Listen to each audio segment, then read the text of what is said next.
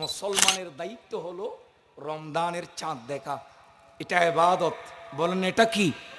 এটা ইবাদত। রমজানের চাঁদ দেখা এটা ইবাদত।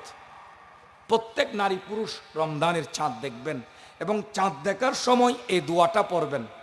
প্রথমে মুখ দিয়ে উচ্চারণ করবেন আল্লাহু আকবার। সবাই বলেন তো, আরো জোরে বলেন না, আল্লাহু আকবার, আল্লাহু আকবার, আল্লাহু আকবার। এভাবে আল্লাহু আকবার আল্লাহর মহানত্ব বর্ণনা করবেন। তারপর দোয়াটা পড়বেন আল্লাহুম্মা আহিল্লাহু আলাইনা বিল আমনে ওয়াল ঈমান ওয়াস সালামতে ওয়াল ইসলাম।